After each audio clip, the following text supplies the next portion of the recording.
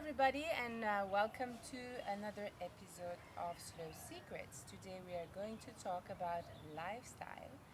And my name is Julie Spark, and today I have with me someone that has inspired me to live more Yinly, Sharni Quinn. Welcome, Sharni. Thank you so much, Jules, and I'm so excited to be on this show and on this episode with you. So thank you for the invitation. My pleasure. So, living more Yinli or slow living is a little bit like rethinking our speed of life. So, what is slow living as a lifestyle to you, Shiny? Well, slow living is really about slowing everything down. And I know so many people think that being slow means that we're less productive, or that we are boring, or that we are, not going to achieve as much.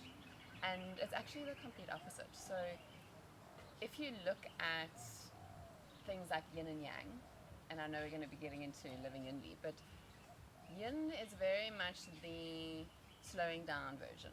It's the calm, being more gentle on ourselves, being more gentle on others, not being so busy and so stressed. And whereas the yang side of things is more about, it's more the masculine energy, it's more action, it's more, get things done, be more productive. So we need both of those in our lives. And for me, like slowing down and the whole slow movement and living Yinly is about not only being yin, it's about bringing more yin to your yang. So bringing more yin to our life, which means that then we're in balance. And what I find quite fascinating is that if we actually live a balanced life, is that we actually 60% yin, 40% yang. And whereas most people, we're living this crazy, busy, hectic life of, 90% yang. Push, achieve, do, do more, be more, and it's just so exhausting and so stressful. And we'd actually just glorified this whole concept of being busy. Yes, absolutely. I did the same with my tropical, wonderful business, one after the other, in my very masculine energy, just pushing more, until I finally collapsed, of course. And today, thanks to a lot of coaching and a lot of reading, and I've added much more of this creative energy into my life. I write, I read, I do all the creativity comes back up, and I'm much happier today thanks to that. Totally. And COVID has been like the best way of learning how to slow down.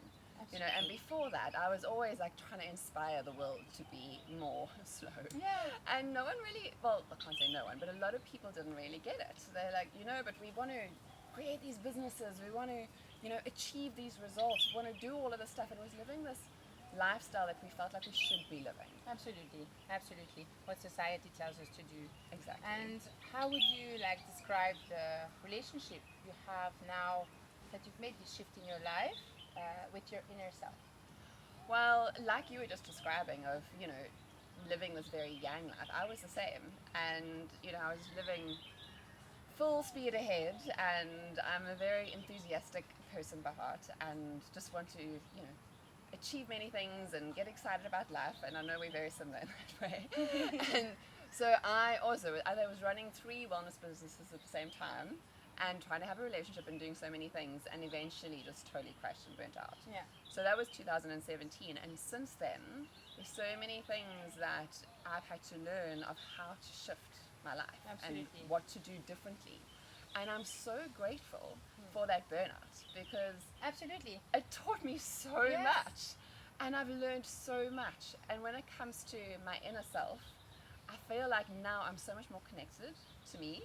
Absolutely. I can totally relate with that. Like with the earthquake, which has been a huge moment in my life, it shook not only the island but also my entire inner being. And since then, it's just like I decided to make a change, Totally. And I feel so much better now. And I would probably never have made that change if that horrible thing didn't happen in my life. Yeah. It's very unfortunate that we need something so horrible to happen for actually making a change. It would actually be nice, and that's what we're trying to inspire with the slow movement, to actually maybe do it before. And there's so many people that have gone through, their real low and bottom, and then they make the change. And as you say, we want to inspire people to be able to make that shift and that change before they get to that point. Absolutely. And so for me, like being more connected to myself is really hugely important. But not only just me, it's like it's all of me. So more connected to my body. Yes. And listening to my body now. So knowing, okay, I'm pushing myself too far. I can feel the headaches coming on, or my digestion's not working so well. Like I know what my symptoms are. Yes, absolutely. They are pretty much similar for many people as well. So those burnout symptoms, like what are they? And I know where my limits are now. So I know when to say no. That's good. And so it's like that body connection, but then it's also that intuition connection. So it's really connecting to myself again and knowing this situation or this person or this relationship or this job or this work or this place that I live is good for me and it's serving me or it's not. Absolutely. And then listening to that, which is so important, and so often we don't. We get stuck in our heads and we listen to that instead. So if in the slow movement we are going to talk about exercise or workout, is that also slow? Definitely. So the way I see it is that, like I was saying, it's a balance of yin and yang. So if we're looking at the slow movement and living a more simple life, which is what I see the slow movement being, is it includes everything in moderation in little pieces. So for me, exercise is needed. We need to be moving our bodies. We need to be, we're physical beings, so we need to be moving. And it's healthy. But it's not about pushing ourselves, once again. So what is your boundary? Totally. How far do I want to challenge myself, but I don't want to overdo it. I like to say when I teach Pilates, effort is like colors. You've got green, you can go into yellow and orange, but you never ever go into red. Yeah. You let yourself come back. And Totally. eventually, week after week, workout after workout, session after session, that red is going to push itself further and further and further away. Yeah, and you become, because when you're connected with yourself, you'll know where your boundaries and where your limits are. And it's not about like really breaking those boundaries. It's about listening. And so at certain times, especially for women, certain times in the month, we've got times where we can be more yin and where we can be more yang. So I love to work with the cycles of nature. And if we look at the bigger picture, we love nature, so let's use it. And so if you look at the bigger picture, over a year period, you've got the different seasons. And obviously when it's coming to spring and to summer, you feel more energized. You want to go out there, you want to do more exercise, you want to be out and about. Whereas in the winter and the autumn times, you want to be more cozy and hibernating In and turtle inward. mode. Totally. So really looking at the seasons, you're really feeling that shift with nature. Then if you take the year and you break it down into a month, then we've got the moon cycles. And, new moon is very much more a time of setting your intentions and what do you want to grow, what do you want to develop. Whereas like full moon is a lot more kind of coming inward and more self-care and more about reflection and gratitude. Yes. Which is amazing. Did this amazing ceremony with you on the beach, and I really, really loved it because for me, a very big one is to let go, how to let go of what no longer serves me, because I kind of stock everything up, in a little box, close the box, forget it's there, and it's still there. So that was a really how would you inspire people to let go of what no longer serves them? There's so many ways to do that. But before I get into that, I just want to go back to the women's cycles as well. Yes. So that's the last little bit in the nature cycles, and it's so important for us as women to really connect to that. Because within our month cycle, we get like almost a 2-week period where we feel super energized and super recharged, and then we've got 2 weeks where, once again, we're in that more turtle space. So when we're coming to exercise, then what I do for myself is I literally wake up in the morning and I check in with myself. I do my meditation and I check in with myself. I'm like, how am I feeling today? What kind of exercise do I want to do? And then from there, I schedule, okay, it's going to be more yin yoga because I'm feeling like I need to be more gentle on myself. Or it's going to be more, let's go hike up a mountain or go paddle to another island or something, something that's a little bit more exciting and energizing. And if you really listen to that, then of course you can bring exercise into your life, you know, but it's about that balance. Once again, it's just being balanced and not always overdoing it. Yeah, balance. Balance, totally. Absolutely. But if we had to go back to letting go, sure. Letting go for me is really about a lot of the time letting go of unhealthy habits that are no longer serving us, and also letting go of our mindset and our limiting beliefs that are keeping us back and holding us back. And so often we are the ones standing in our own way. And if we just had to move out of the way and let life unfold and let things work the way they're meant to, Absolutely. then we find that we're not, we're not having to control everything, and we're not having to orchestrate it all ourselves, and just totally surrender. If it's meant to be, it happens on a platter. On a platter. And I love that quote of yours that you always use, and so do I now. But it's so true. Yeah, it's absolutely true. What about, in my book, obviously balance is how to maintain balance through the movement of your life is, the title of Slow Lifestyle. But then, what about nutrition? Like, for me, that's a big one. How do you feed yourself? Well, nutrition's obviously super important, and being healthy in general is what I really look at. So, like for me personally, I don't stick to a diet. I don't diet. I don't count my calories. I don't really focus on food all that much, except that I have more of a lifestyle around it. And so for me, nutrition is about eating plant-based food as much as possible. Yeah. But I also don't put myself too much in a box, because I'm not a box kind of person. I'm very much freedom, don't put me in a corner. Me, for example, I was looking for a program designed for people that, like to eat a little bit of everything. And I am vegan once a week, but I love meat, and I cannot even imagine not having a bowl of pasta a week or a glass of wine. Yeah. So I think everything in moderation. And once again, it comes back to that balance. Yeah. And so I've been vegetarian for 14 years now, and I started when I was doing my first yoga teacher's training, and I had never, up until that point, had so much energy in my life. And we were pretty much, we were vegan. We had cut out all stimulants. We weren't even eating salt or pepper. So it was full sattvic, which means pure, that's sattvic diet, and or lifestyle kind of eating habits. And I just stuck to that, not eating the chicken and the meat. And I thought, until I feel like I need to eat them again, and that's been 14 years. Yay! So, but I don't call myself vegan. And I often get people asking me, are you vegan? But I love cheese. So every now and again, I'm going to be eating cheese. And every now and again, I'm going to have a glass of wine. That's okay. It's okay. And that's okay. We support that. And every now and again, once a month, I do have chocolate. That's how it works. So I'm not starving myself or I don't feel like I'm depriving myself at all. I love my life. I love what I eat. Yeah. I'd stay away from gluten because it just doesn't make my body and my tummy happy. So I eat as little gluten as possible.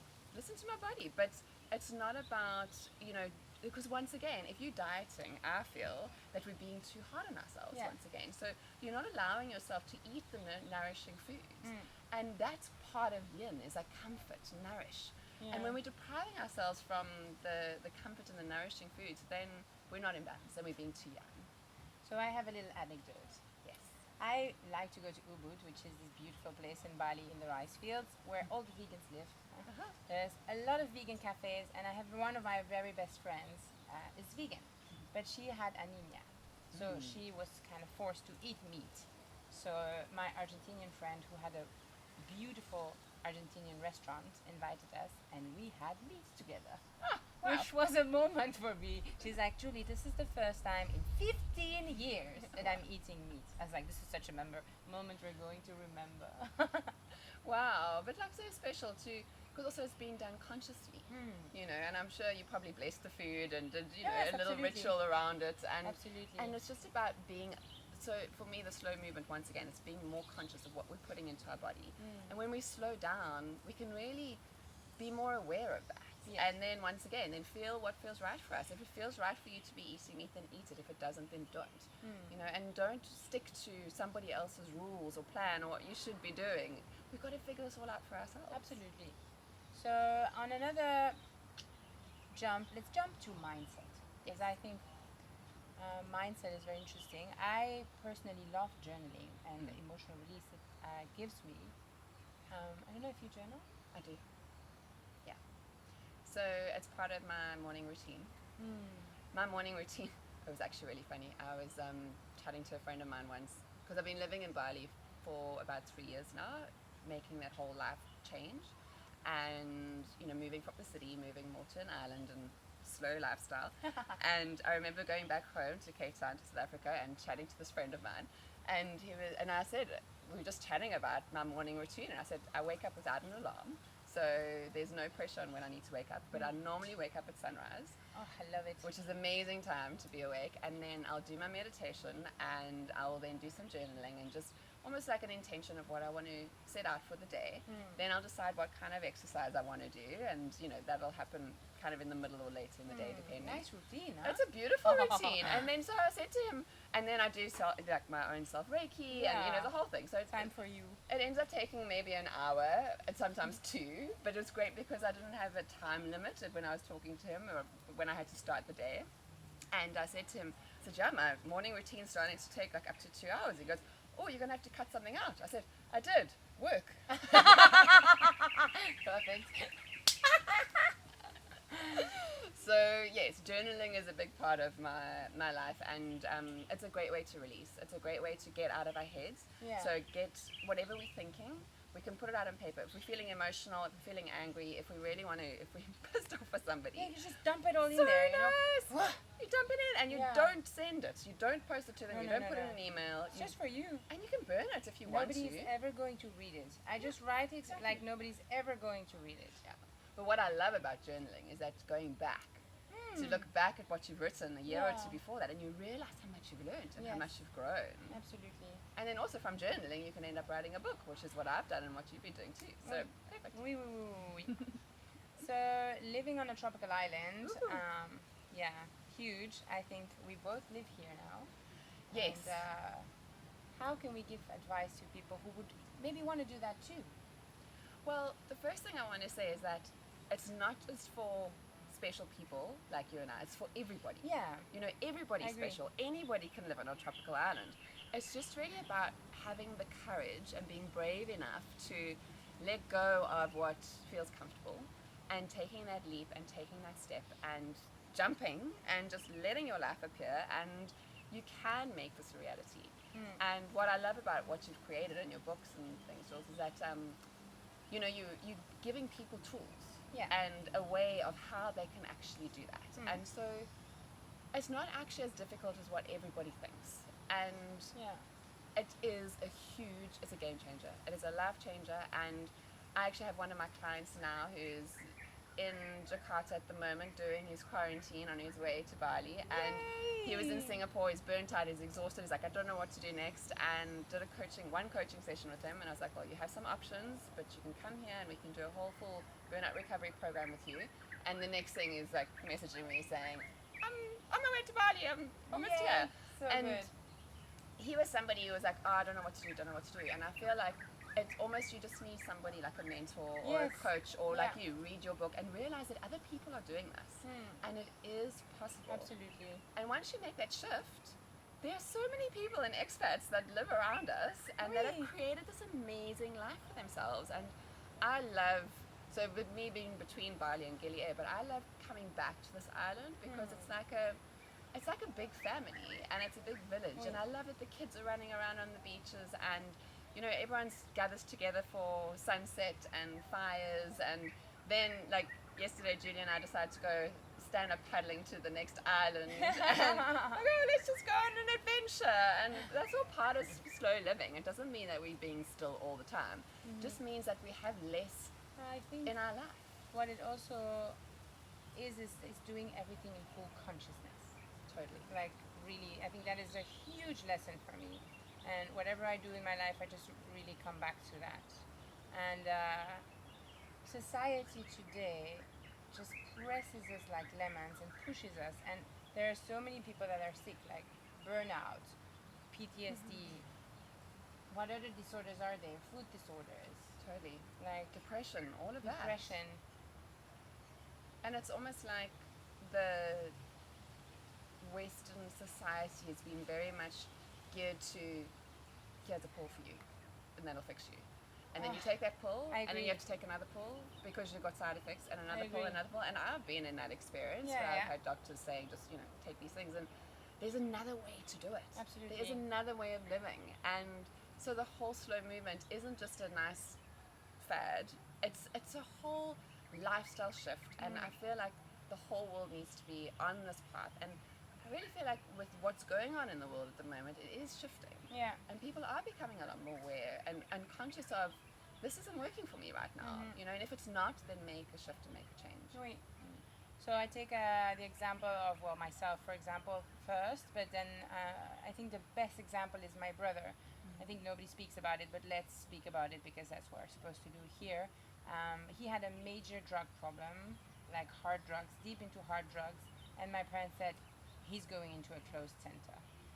And I remember thinking, the name is Gilly Air. I booked him a flight, I sent him the flight, and I said, you get on that flight now, you come here first. Come here Before you instead of go going in to this rehab. closed center, you know, and we will get you rehabilitated on this island. And it's been now 5 years. Yeah, the first year he detoxified. The second year he found himself, and then the third year financial independence. And now he has his own business. It's amazing. And it's super successful. It's amazing. And now you have your whole family here And too he as well. thanks me every month for it. But I keep telling him, it's not me, it's you. He had to actually make a You change made for the himself. decision. Yes. You know? So, yeah. That's amazing. And his story is so inspiring, and as is yours. And I love that you have your mom here as well. And your dad's also on the island. My mama has Parkinson's disease, and we moved her to the island as well. So, you know, if your mom can make the move to be here, like, Yes. seriously, anybody can. Yeah, I think if you have it in your heart and there is something that is whispering in it from your soul, you should listen to it. So, maybe to close this beautiful episode, I would like to ask you what tip you would give your younger self. Ooh, that's a good one. So,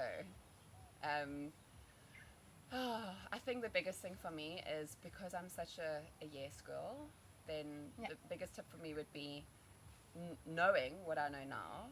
I would say to myself is that saying yes to others is saying no to you.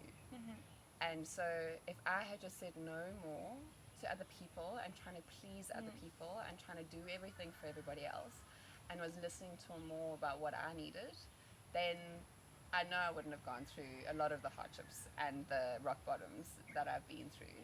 However, those experiences have really created who I am right now. So, you know, I wouldn't want to not have experienced that, because I've sort of grown so much as a human being. But it would be really nice to know all these things beforehand and just to learn how to do things differently. And I think that's exactly what you and I are doing, is we just want to inspire the world to live a different way. Yes, absolutely. And do it in a way that's simple and easy, and we can give you the tools, and we know what not to do. We've definitely been down that road. And you don't have to do that all yourself. You don't have to do all the hard work. Like, we've done it. Just listen and take what resonates for you, disregard the rest, and learn from the people that have already made those changes. So we love people that think outside of the box and that don't always follow the pack, but do things differently. And Sharni, if our audience would like to get in contact with you, where can they find you? Find me, well, living on a tropical island, but online. I've got, my website is sharniquinn.com, and on Instagram and Facebook I am sharniquinn_wellness, so you can find me there. Thank you all for listening to Slow Secrets. I'm Julie Spark, and I wish you all a beautiful day, and I send you a lot of love from the island. Lots of love. Bye. Bye.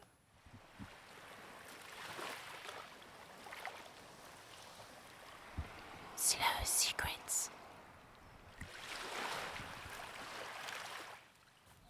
Yay! Ready? Make sure they can see my ass. My ass. Do it. My ass. You think we're too far? No, it's good. We can cut it later. She can see all of us. Beautiful. Yeah? Let's do this. Et voila! I think that was really good, eh? Awesome. It was perfect. And we managed to, I think, get in all the questions. I did want to say something about 25 minutes! Oh, amazing. I wanted to say something about So, what have you, done there? what happened to me. Well, this is, slow living can also be quite an adventure. So yesterday, Julia and I went and we stand-up paddle boarded to the other island on the other side of Yinly. And as we got there, the swell was huge, and we're on the paddle boards, and I had snorkels and flippers and everything that I was trying to grab onto. And then my board was floating away, and we didn't have a leash. And the next thing, the wave came and dumped the board on me, onto my shins, as we were getting out of the water. So Jules has this fabulous video of me like bleeding everywhere. I was just laughing because I love us, and I love that we have so much fun with whatever we do, and whether it's a yoga cruise that we've organized or going on some adventure to another island. But I would just had to mention that I'm apologized in the video that I have like injuries, but it's like slow living. It's awesome. Yes. Bit of adventure in there with the slow chilled life as well. Voila.